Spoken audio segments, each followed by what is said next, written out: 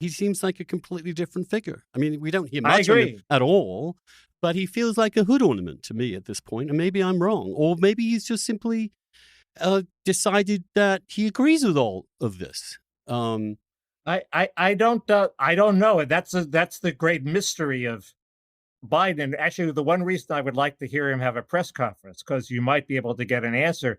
Does he really believe this? Is he just saying it? My guess is, and this is what the Biden biographers say, is he has always been a moderate in the sense of he's just the sum total of the vectors impinging on him. He doesn't have any beliefs at all. He's just where the equilibrium of the Democratic Party takes him, and that's what he believes. And now the equilibrium has moved way to the left, as you say. So he doesn't talk about work anymore because that's where the forces that, and that's what he believes, because that's all he is. I think that's pretty persuasive in terms of understanding the evidence in front of us. But for example, his adamant position that on something like insisting that trans kids can go to whichever bathroom they want, can play on any team they want, for example. It's not just, it's clearly his conviction that he really believes that. And I think he thinks it's immoral to raise any questions about that. Or on immigration, I don't hear anything from him that suggests he might actually want to enforce the borders very effectively. I hear nothing on the race stuff except absolute endorsement of every single aspect of critical race theory, including reimposing it on every government employee.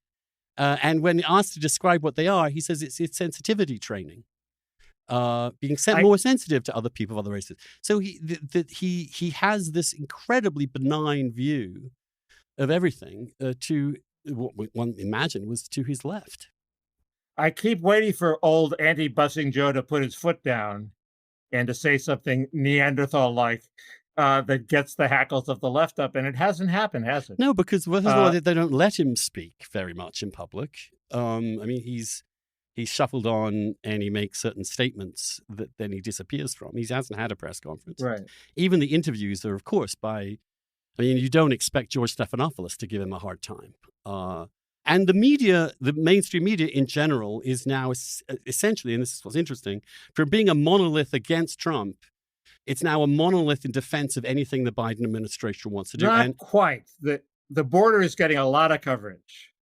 Yes, but it's yeah. And there are some, like Nick Miroff, for example, seems to me to be reporting very honestly and straightforwardly. A lot of it is not, though. A lot of it it presents it as his terrible problem, and only racists want to attack him on this front. Maybe I'm misreading this. Maybe. I guess I was so pessimistic that I'm heartened by even half the coverage that we're getting, and I still have some hope that the old Biden will surface, and it may be that the old thought experiment, if you replace 100 of his brain cells, is he the same person? If you place 3 million of his brain cells, he may not be the same person. What's between his ears may be completely different than what was between his ears 20 years ago. I don't know, but he's a bit of, I think one of the most staggering successes of the Biden campaign, and indeed so far the Biden presidency, is that he is really not that very prominent in any of it. And I think that may be smart. I don't see the benefit of him going out there and selling, quote unquote, this economic package. It seems a waste of time. And in some respects, he's better off just focusing on getting shit done. I think his refusal to take the bait on the culture war is very smart.